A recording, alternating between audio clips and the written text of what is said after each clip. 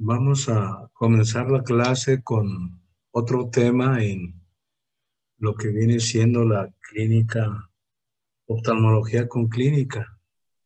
Y vamos a continuar con lo que viene siendo la membrana envolvente más externa, que ya habíamos mencionado en primera instancia lo que es la córnea y su patología. Vamos a mencionar la otra parte de la, esta membrana envolvente que viene siendo la esclerótica. Esta esclerótica a veces también en algunos libros la conocen como la córnea opaca.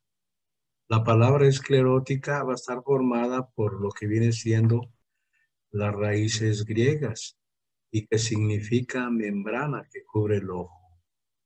Sus componentes léxicos son esclera, que significa duro, más el sufijo ico relativo a. Y en la definición etimológica sería una membrana o capa dura que cubre el ojo. Como ya habíamos hecho mención a que la córnea pues es una especie de cuerno y que tiene una consistencia dura. La esclera o esclerótica forma junto con la córnea la cubierta externa del ojo y que le va a dar protección a lo que viene siendo la porción intraocular del globo ocular. La esclerótica pues va a ser un casquete hemisférico que contiene a los elementos internos del ojo. Va a estar constituida por un tejido fibroso, escasamente vascularizado. También va a tener fibras elásticas que le van a dar cierta consistencia. La esclerótica va a ser opaca y de un color blanco nacarado que se va a traslucir a través de lo que es la conjuntiva vulvar. Y que cuando tenemos algún cuadro inflamatorio de conjuntivitis, ese color blanco nacarado muchas veces puede pasar desapercibido. El grosor de la esclerótica puede variar entre 0.5 y 1 milímetro. Y este grosor va a variar en los distintos lugares. Va a ser más delgada en donde van a estar insertados los músculos estructurares y también en lo que viene siendo el polo posterior. Los lugares más gruesos van a estar por adelante del ecuador y más a nivel de donde se une la esclerótica y la córnea, que sería el limbo esclerocorneal.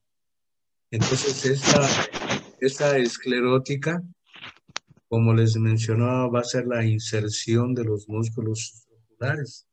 Estos músculos estructurares se van a insertar por medio de un tendón reflejo y van a ser 6 músculos estructurares. Van a ser 4 rectos que se van a insertar por delante del ecuador y van a ser 2 oblicuos que se van a insertar por detrás del ecuador.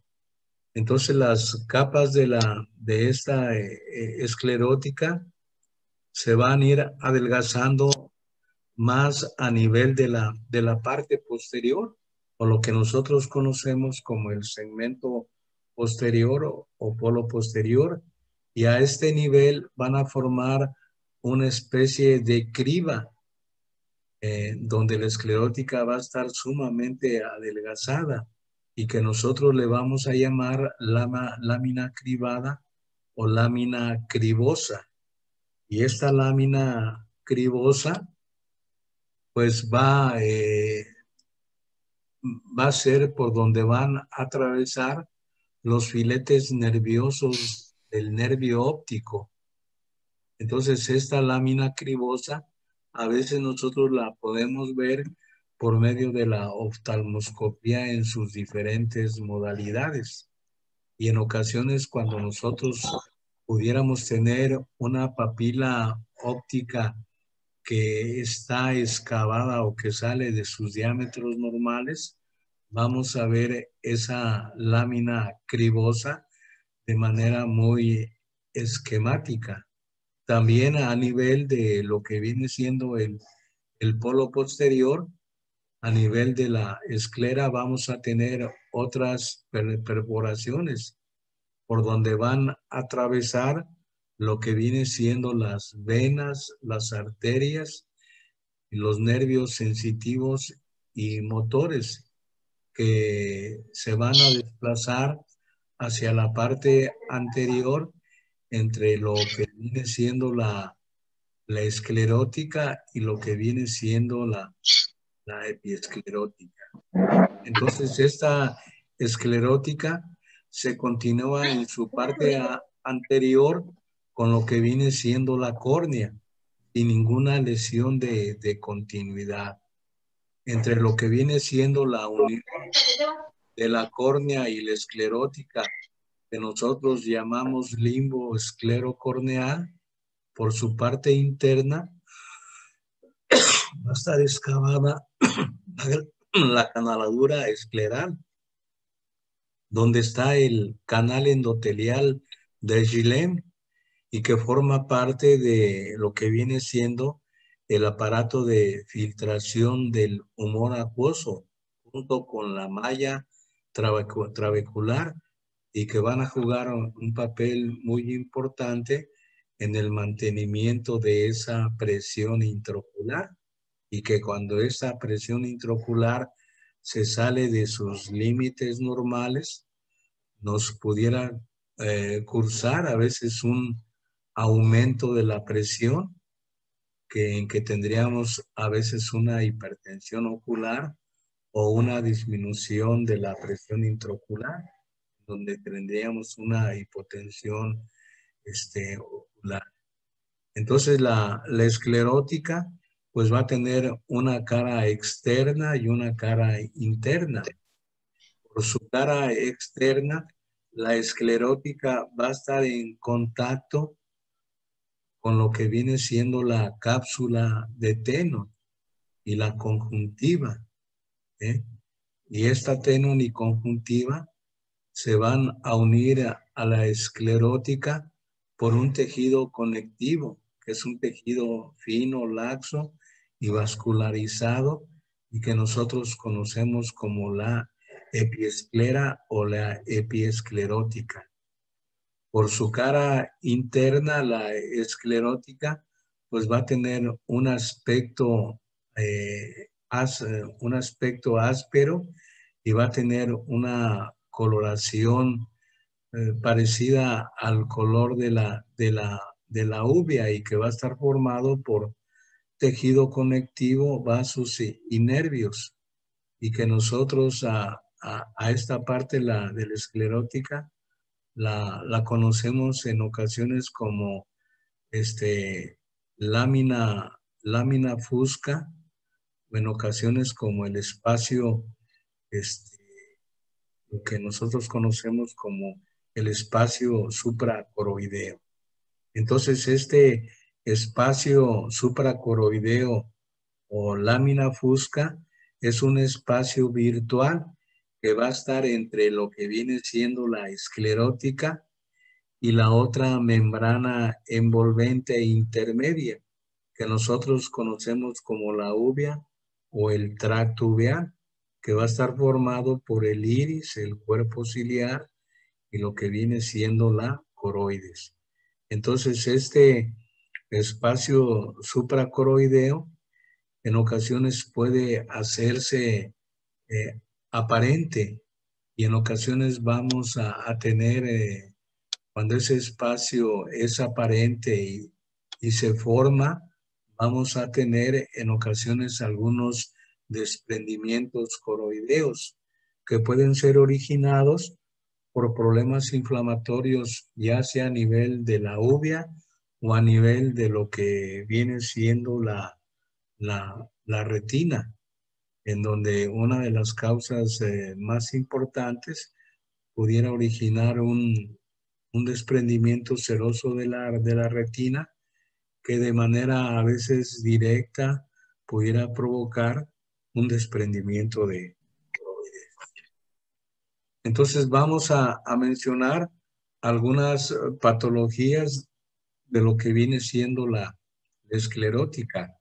Hay una patología en ocasiones que es de origen congénito y que nosotros conocemos como esclerótica azul o como escleróticas azules.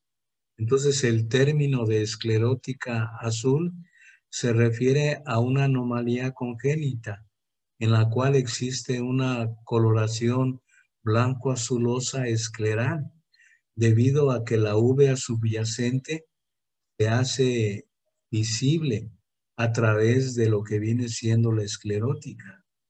Entonces se hace visible porque la esclerótica puede estar adelgazada. En ocasiones cuando nosotros tenemos un adelgazamiento de la esclerótica que es por abajo de los valores normales, que en este caso sería de 0.5 milímetros, vamos a utilizar un término que se conoce como estafiloma. Entonces, el estafiloma viene siendo un adelgazamiento de la esclerótica. Ya anteriormente habíamos mencionado que a nivel de la córnea vamos a tener esos adelgazamientos. Y a nivel de la córnea, pues el término que utilizamos es el de ectasia, una ectasia corneal, que sería un adelgazamiento. En el caso de la esclerótica, vamos a utilizar el término de estafiloma. Entonces, el estafiloma pues puede ser un adelgazamiento de la esclerótica que puede ser congénito o en ocasiones puede ser adquirido. Entonces, la presencia de esa coloración azul en la esclerótica, por lo regular, representa con frecuencia una reducción de lo que viene siendo el espesor o el grosor escleral. Y como la uvea que está inmediatamente adyacente a la esclerótica y es pigmentada, pues se puede hacer visible a través de esta esclerótica adelgazada, originando dicha coloración. Esta esclerótica azul en ocasiones pudiera presentarse en algunos pacientes neonatos cuando nacen. Entonces, por lo regular se puede presentar en niños neonatos o a veces que tienen 1 o 3 meses de nacidos. Y esta esclerótica azul también puede asociarse a múltiples síndromes sistémicos y anomalías oculares aisladas, que en ocasiones nos pueden dar esa coloración muy característica y que nosotros la vamos a poner en evidencia cuando estemos explorando al paciente. Aunque esta esclerótica ah, azul puede ser un hallazgo normal en el recién nacido, a medida que el pacientito puede ir creciendo, pueden ir desapareciendo, o en ocasiones se puede hacer más evidente. Y a veces existen algunas enfermedades sistémicas que pueden asociarse con esclerótica azul o escleróticas azules, que a veces se puede presentar de manera uni o bilateral. Entonces, una vez que nosotros hemos determinado la presencia de esta esclerótica azul, es necesario realizar un examen oftalmológico clínico completo y a veces pudieran requerir otros estudios clínicos para poner en evidencia diferentes asociaciones de, de esta de este hallazgo a nivel de la esclerótica con diversas enfermedades o síndromes. Algunas asociaciones sistémicas que se relacionan con la presencia de esclerótica azul, pues viene siendo la osteogénesis imperfecta, síndrome de Marfan, en ocasiones también el síndrome de Ehlers-Danlos, a veces el síndrome de Cruzón, que se va a asociar también de manera muy frecuente a exoftalmos, a una proptosis.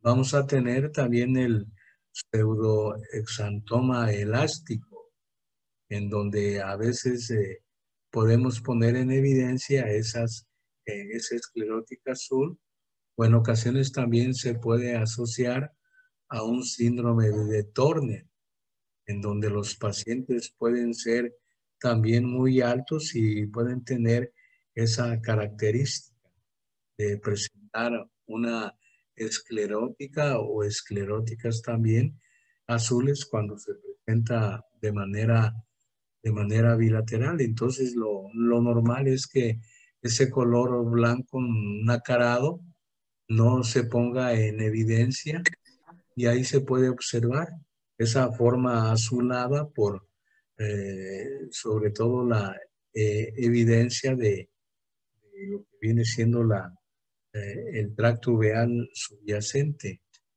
Patología oftalmológica que se relaciona con lo que viene siendo la esclerótica azul, pues viene siendo la aniridia, cuando a veces no tenemos iris, en ocasiones el glaucoma congénito.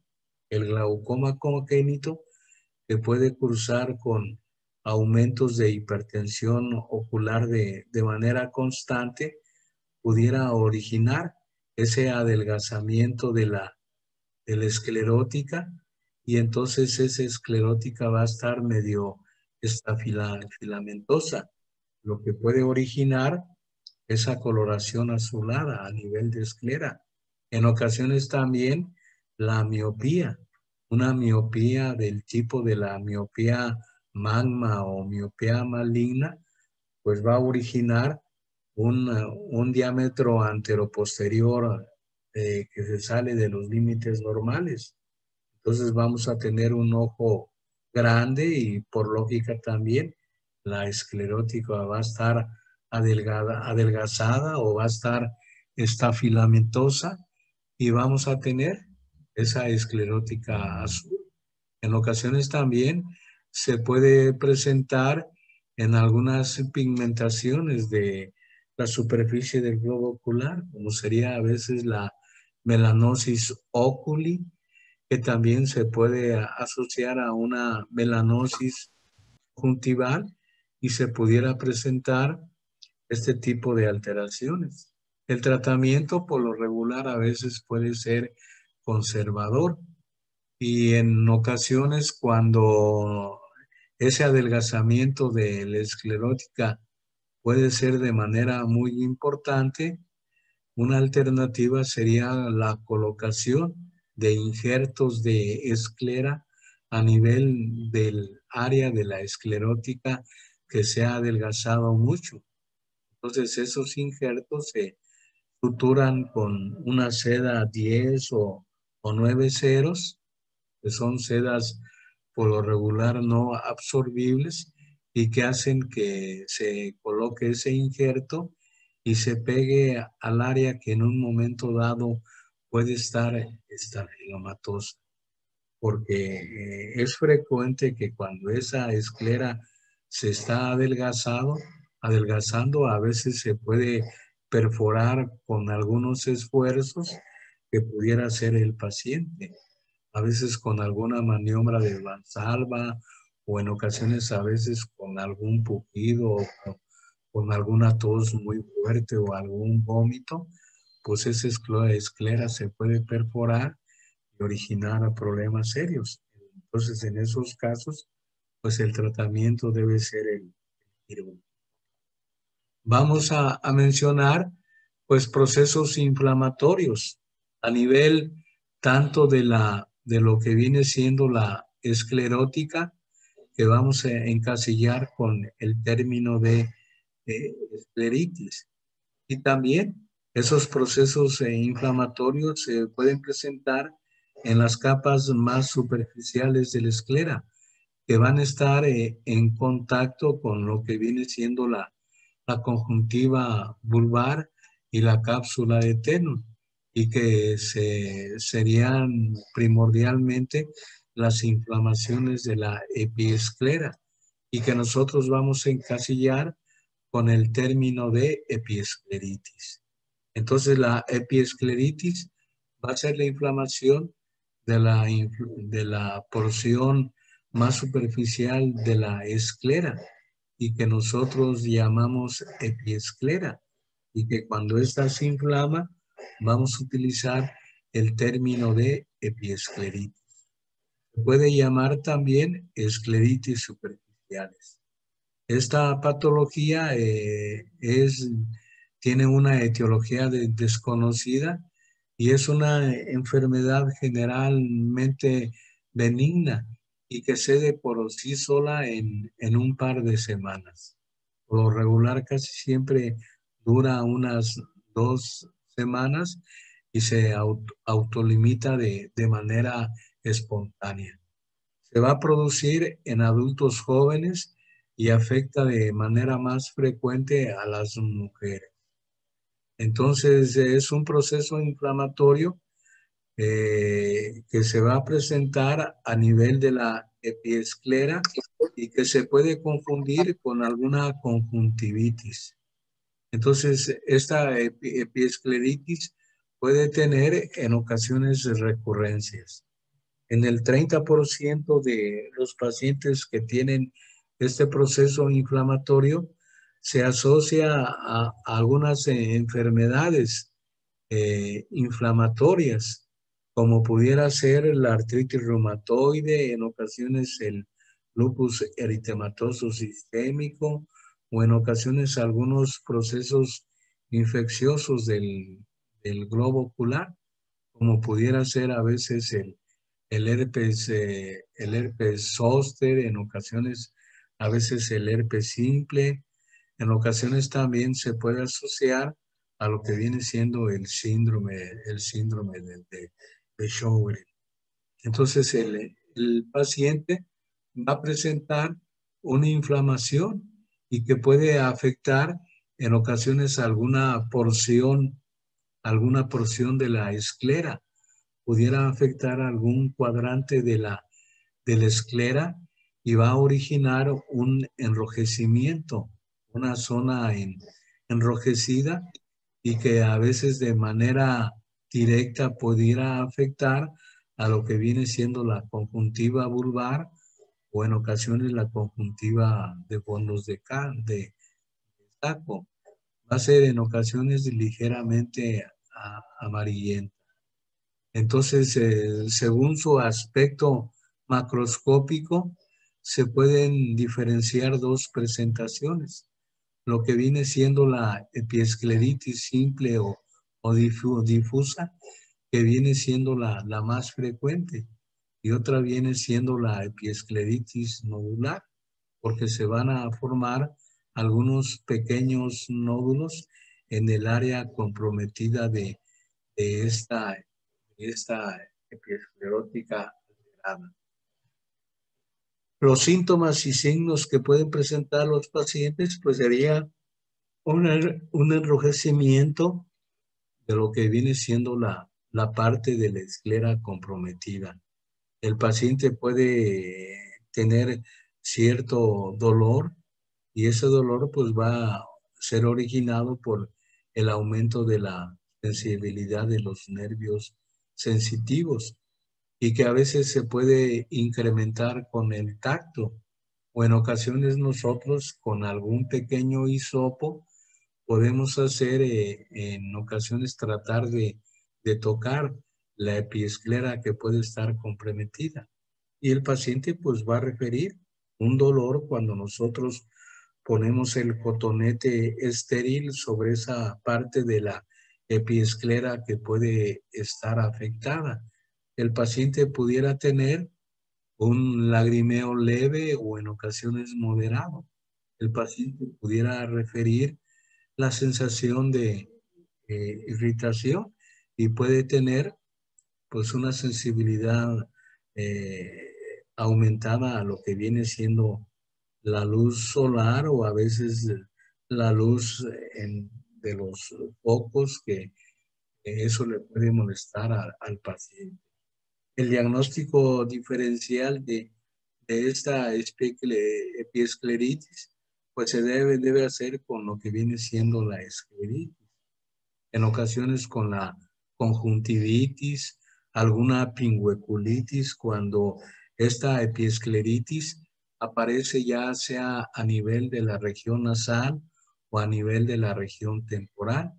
En ocasiones también pudiera ser un diagnóstico diferencial, un perigión inflamado, y que en esos casos, cuando nosotros tocamos el terigión con algún cotonete o con alguna pinza de microcirugía, pues el paciente no va a referir dolor.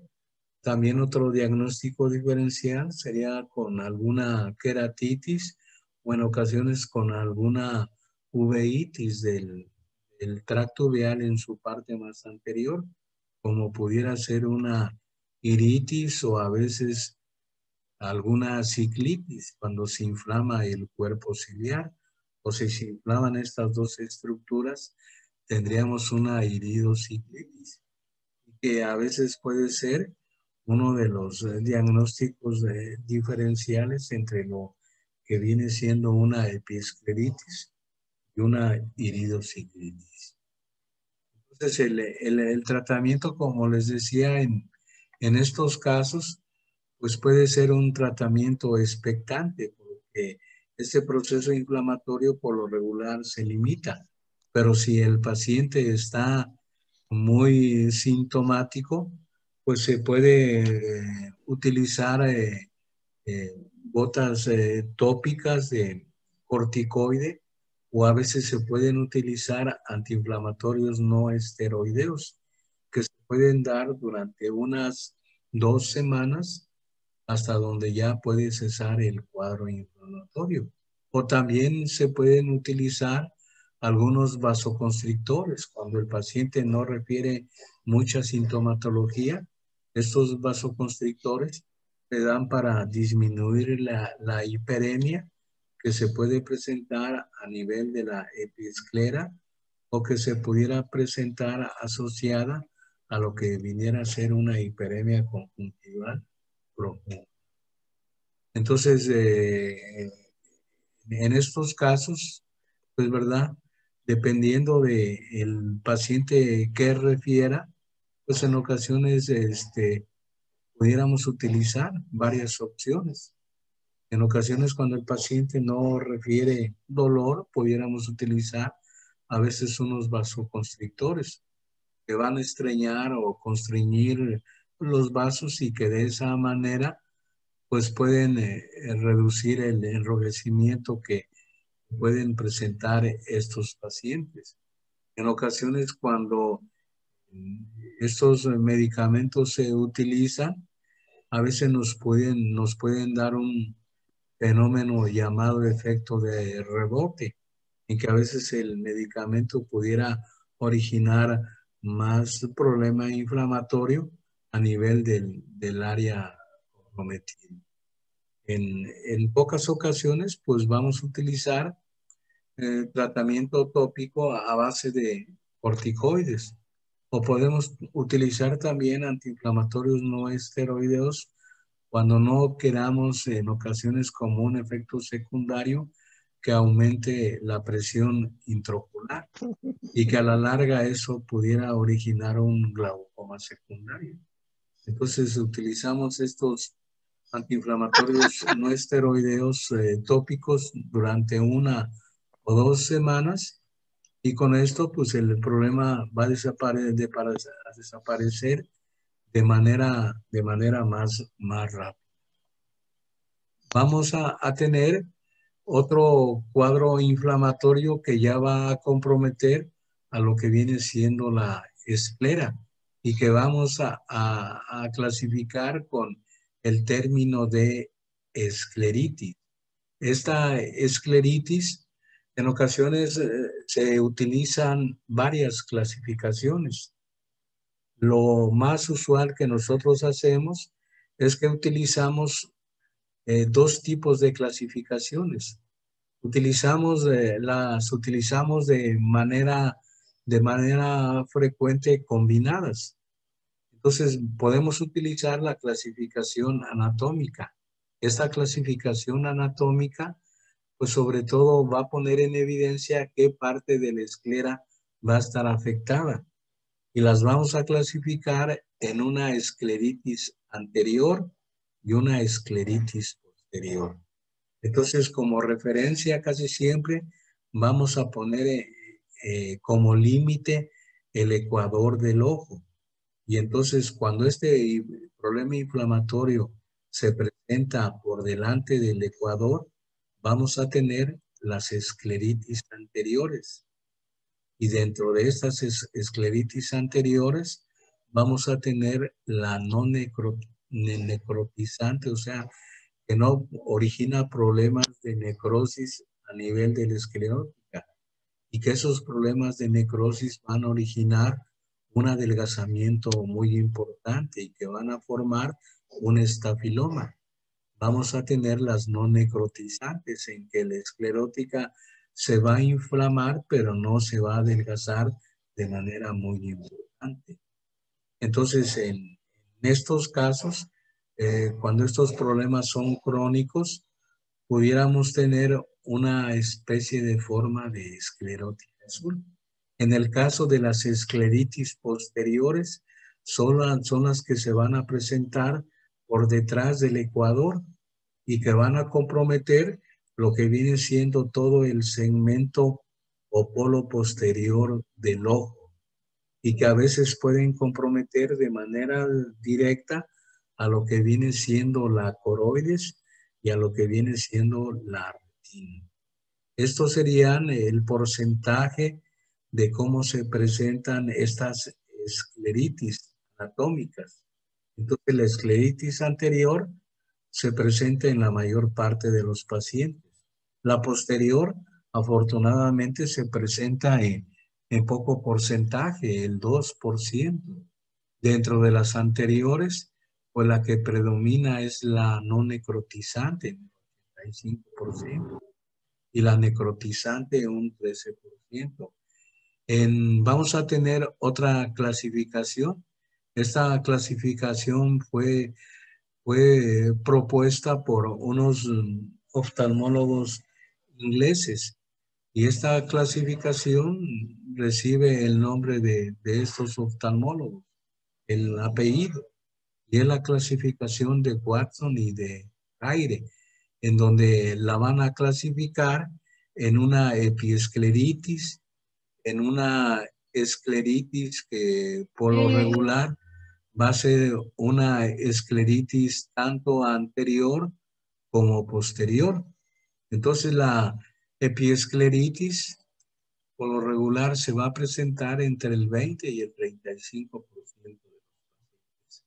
En el caso de las escleritis, pues vamos a tener las anteriores que se van a presentar entre el 93 y el 98% de los. Y en el caso de las posteriores, pues va a variar entre lo que puede ser el 2 y el 7%. En el caso de lo que viene siendo las escleritis anteriores, vamos a tener las difusas, las nodulares y las necrotizantes.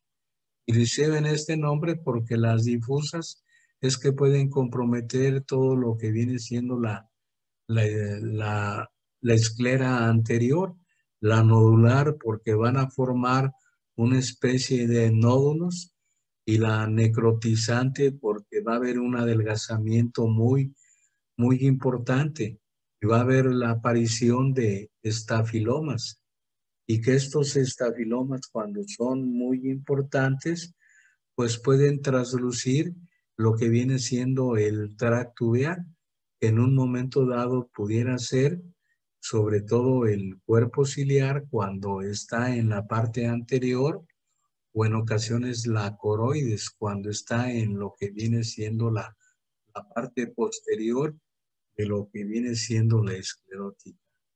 Y vamos a mencionar sobre todo este tipo de alteraciones que se van a presentar a nivel de la... Entonces vamos a tener en primer lugar lo que viene siendo la escleritis anterior no necrotizante, en donde esta enfermedad inflamatoria de la esclera pues se va a presentar con poca frecuencia y dependiendo de su gravedad va a originar desde una inflamación superficial que puede ser relativamente benigna y que se va a presentar a nivel de las capas más superficiales de la esclera. O puede en ocasiones ser muy agresiva y originar alguna afectación destructiva de lo que viene siendo la esclerótica, originando a veces necrosis francas.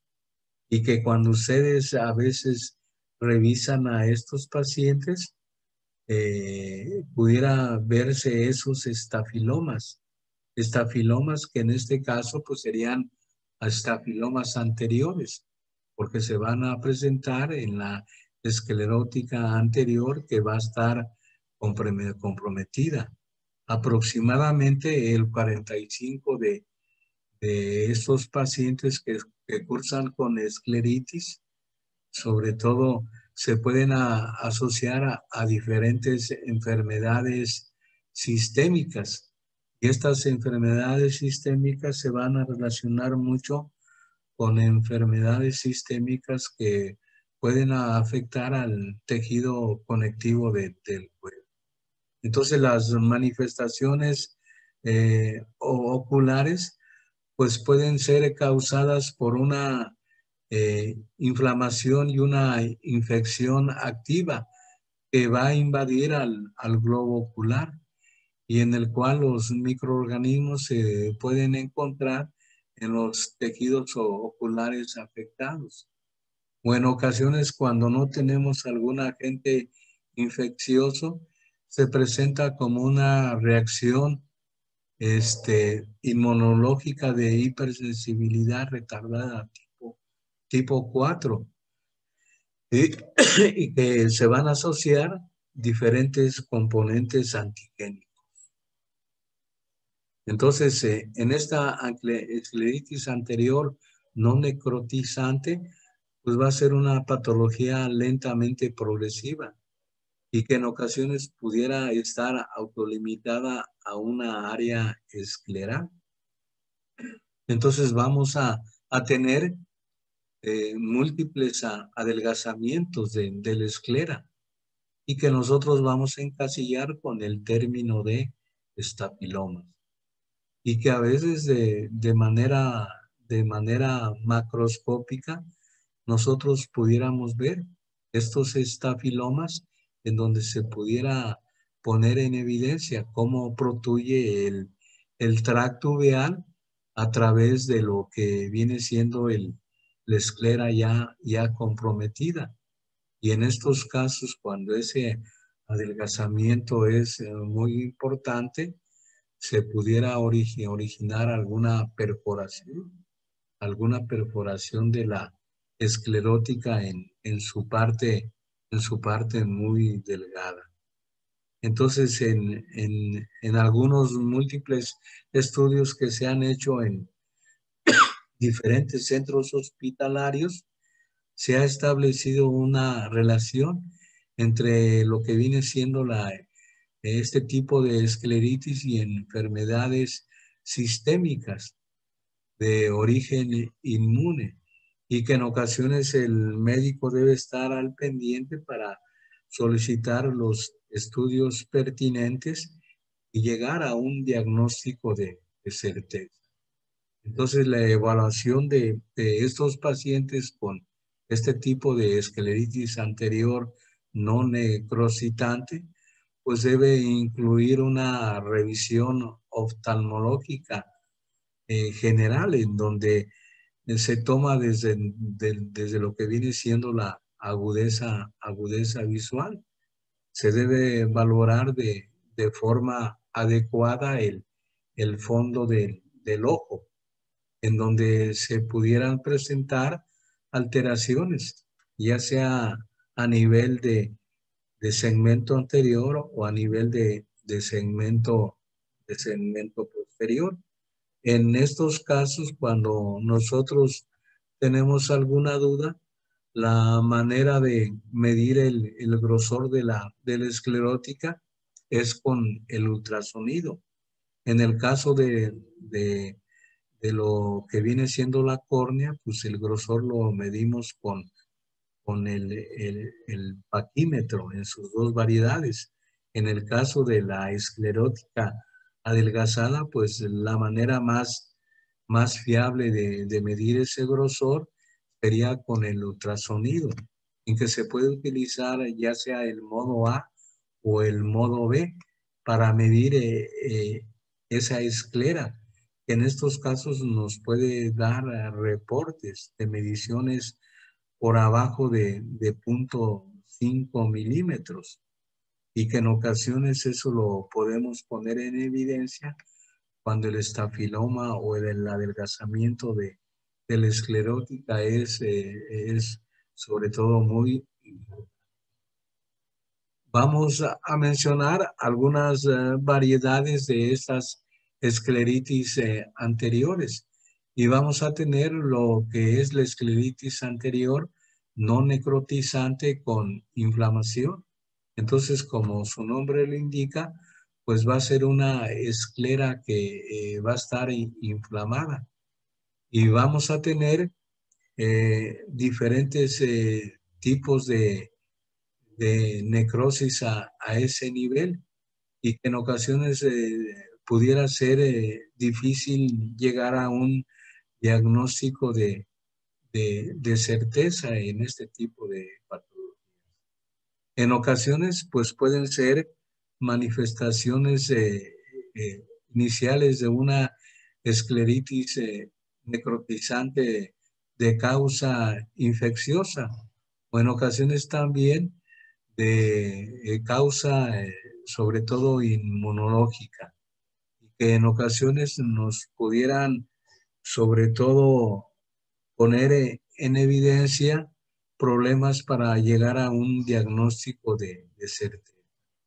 En estos tipos de escleritis, pues por lo regular, ¿verdad? Es importante auxiliarnos de estos exámenes complementarios que nosotros podemos implementar en estos pacientes, como sería la ecografía en el modo A o en el modo B, para poder estudiar esa esclerótica, y podemos estudiar el grosor de la esclerótica en las diferentes porciones de esta esclera que puede estar comprometida. En estos casos, pues, pudiera presentarse de manera más frecuente a nivel de la parte anterior y menos frecuente a nivel de lo que viene siendo la esclera posterior. En ocasiones también podemos tener escleritis anteriores no necróticas, no, cuando todavía el proceso pues usa con un cuadro inflamatorio muy importante, pudiera originar más adelgazamiento de esta esclerótica. Y a veces ese tracto uveal puede protruir por esa esclera que en algunos casos ya está sumamente adelgazada. Y vamos a tener pues estos estafilomas, que los vamos a clasificar como estafilomas anteriores, porque van a estar en la parte anterior de la esclerótica. Y a veces estos estafilomas se pudieran presentar a nivel de los 360 grados, que pudieran comprometer buena parte de lo que viene siendo esta esclera anterior. Entonces, por lo regular, en estos casos, los pacientes pudieran tener un dolor, que en ocasiones pudiera ser un dolor agudo y en ocasiones puede ser severo, y que a veces se puede irradiar por lo que viene siendo las otras ramas del nervio oftálmico, como sería en ocasiones la rama mandibular o a veces la rama frontal. Entonces, este dolor pues va a ir acompañado por sobre todo los diferentes grados de inflamación que pudieran presentar estos pacientes.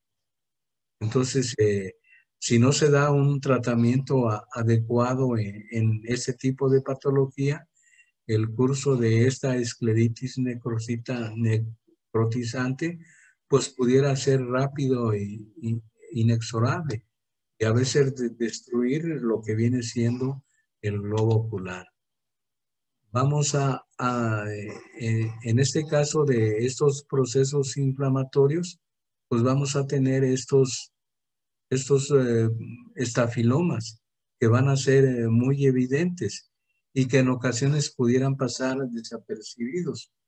Cuando nosotros a veces no traccionamos, ya sea el párpado superior o el párpado inferior, esos estafilomas pueden pasar desapercibidos. Y en estos casos, pues debemos hacer esas exploraciones. Y a veces al paciente a veces la exploración de la motilidad ocular, pudiéramos examinar los diferentes cuadrantes de la esclera, tanto de la esclera anterior como de la esclera posterior. Hay que recordar que la historia, la historia de esta enfermedad o su curso clínico, pues va a ser una enfermedad crónica y que por lo regular se va a presentar en gente activa y que una de las características es que puede amenazar a lo que viene siendo la agudeza visual y que en ocasiones cuando se presenta de manera muy importante va a disminuir la calidad de vida de los pacientes y que estos pacientes pues van a requerir el uso crónico de medicamentos y que en ocasiones a pesar de utilizar estos medicamentos por mucho tiempo pudiera llegar a la pérdida del globo ocular. Otra variante de esta escleritis necrotizante sin inflamación es que este proceso se puede continuar y extender hacia lo que viene siendo la esclera, la esclera posterior y que se va a presentar por detrás del ecuador del ojo. Entonces, estos ojos pudieran desarrollar un rango amplio de complicaciones y que ese rango amplio de complicaciones pues se va a presentar por el adelgazamiento escleral que presentan estos pacientes. Se pueden presentar perforaciones esclerales, en ocasiones a veces ulceraciones, como la córnea se encuentra comprometida de manera directa, estos pacientes pudieran desarrollar cuadros de inflamatorios a nivel del tracto vial y que pueden comprometer desde la parte anterior hasta la parte posterior. Pueden comprometer primordialmente desde lo que viene siendo el cuerpo ciliar, que se va a encontrar a nivel de la esclera anterior y pueden comprometer a lo que viene siendo coroides y la retina, que va a estar en lo que viene siendo la esclera posterior. Se puede presentar también un aumento de la presión intraocular, originando un glaucoma secundario. En ocasiones también se pudiera presentar catarata, en ocasiones desprendimiento exudativo de la retina y a veces también se pueden presentar edemas de lo que viene siendo la papila o la cabeza del nervio óptico. Entonces, los pacientes pues van a cursar con dolor, ojo rojo, lagrimeo, fotofobia y a veces cuando el polo posterior se afecta, una disminución muy importante de lo que viene siendo la agudeza visual. Vamos a tener también lo que viene siendo la escleritis posterior. Esta escleritis posterior se define como una enfermedad inflamatoria que afecta a la esclera posterior y que va a estar por detrás del ecuador. Por lo regular, va a ser por detrás de la inserción de los músculos rectos, en donde vamos a tener el diámetro más amplio del globo ocular. Entonces, esta patología, afortunadamente, es poco prevalente y a veces es mal diagnosticada porque a veces no nos auxiliamos de los estudios pertinentes para llegar a un diagnóstico de certeza. Y que en estos pacientes, cuando tienen este tipo de una escleritis posterior, pueden llegar a lo que viene siendo la ceguera. Entonces se va a presentar de manera más frecuente en mujeres de mediana edad y casi siempre va a tener un predominio unilateral, aunque en el 40% de estos pacientes se puede presentar de manera bilateral, pero a veces puede ser asimétrica y a veces puede repercutir más en alguno de los ojos. En ocasiones no se ha determinado qué ojo puede ser el más afectado. Entonces los pacientes refieren habitualmente un dolor periocular intenso y que se va a irradiar a lo que viene siendo el nervio oftálmico en sus otras dos ramas, como sería primordialmente la rama, lo que viene siendo frontal y la rama mandibular. Entonces, este dolor en ocasiones se puede incrementar con la motilidad del globo ocular o a veces cuando se le pide al paciente que dirija su mirada en las diferentes posiciones de la mirada. O en ocasiones también se puede poner en evidencia cuando nosotros a veces tocamos la inserción de estos músculos.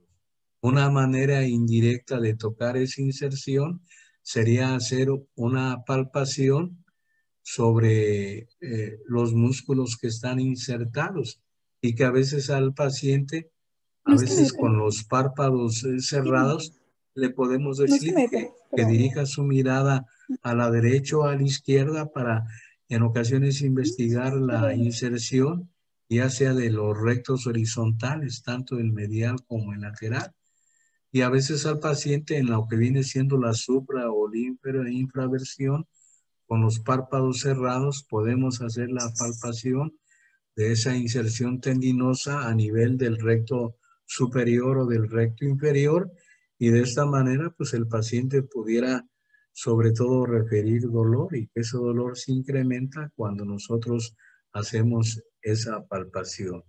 En algunos pacientes pueden referir disminución de la agudeza visual y esa disminución pues va a ser secundaria a lo que viene siendo a veces pliegues coroideos que se forman en polo posterior o segmento posterior. En ocasiones pudiera ser originado por desprendimientos serosos de la retina o a veces por edema de grado variable. En ocasiones, pues serían necesarias pruebas de imagen para poner en evidencia ese adelgazamiento de la esclerótica y que en estos casos pues nosotros lo vamos a hacer con el ultrasonido en modo A o también lo podemos hacer en, en, en modo, en modo, B, ¿verdad? O pueden ser complementarios, se pueden utilizar tanto el modo A o el modo B. Una manera también de ponerlo en evidencia este tipo de adelgazamientos sería por medio de la oftalmoscopía en sus diferentes variedades, ya sea directa o indirecta. Lo más habitual en estos casos sería utilizar la indirecta, en donde podemos poner en evidencia esos pliegues coroideos, en donde vamos a tener esos pliegues a nivel del haz papilomacular o a nivel de lo que viene siendo la mácula. Podemos ver esos desprendimientos exudativos de la retina o a veces desprendimientos de la retina que pueden comprometer una parte de ella. Podemos ver el edema del nervio óptico, en donde la papila no se van a ver sus bordes de manera adecuada y no vamos a ver lo que viene siendo la excavación fisiológica que se puede presentar en los pacientes. También una manera de poner en evidencia ese adelgazamiento de la esclerótica pudiera ser con una tomografía computada de órbitas o con una imagen de resonancia magnética, en donde podemos ver ese estafiloma de lo que viene siendo la esclera posterior. Entonces, en este tipo de escleritis posterior, pues va a existir una asociación con enfermedades sistémicas o infecciosas y que puede variar entre un 34 y un 48% de los pacientes. En ocasiones, la afectación ocular puede ser la primera manifestación de estos pacientes. Y que estos pacientes, cuando nosotros los vemos, pues los debemos canalizar al servicio de lo que viene siendo la reumatología y que pudieran poner en evidencia diferentes patologías del tejido conectivo. Entonces, por eso es necesario que en este tipo de patología se haga el diagnóstico lo más rápidamente posible, porque la afectación puede ser extensa y profunda y puede originar múltiples complicaciones oftalmológicas. Entonces, para el tratamiento de este tipo de patología, podemos utilizar corticoides sistémicos y tópicos. A veces se puede utilizar algún tipo de terapia inmunosupresora. Y en ocasiones cuando el problema es muy agresivo, que los pacientes presentan adelgazamiento, se pudiera intentar en ocasiones utilizar un injerto a nivel de la esclera posterior. Esta sería la manera en cómo esa esclerótica puede estar adelgazada y que lo vamos a poner en evidencia ya sea con alguna tomografía computada, y los cortes más ideales serían a veces los cortes axiales y los cortes sagitales. Y en el caso de lo que viene siendo tanto la tomografía como la resonancia magnética, podemos poner en evidencia ya sea el adelgazamiento o a veces el engrosamiento de la esclerótica. Y a veces podemos poner en evidencia el signo de la T, que es muy característico de estas escleritis posteriores. Pues con esto terminaríamos lo que viene siendo el apartado de esclerótica. En el temario, pues viene siendo muy poco. Para mañana comenzaríamos con lo que viene siendo el tracto uveal o lo que viene siendo la uvea, y que vamos a comenzar con lo que viene siendo la anatomía, y posteriormente vamos a mencionar la patología más prevalente de lo que viene siendo la que se presenta a nivel de uvea.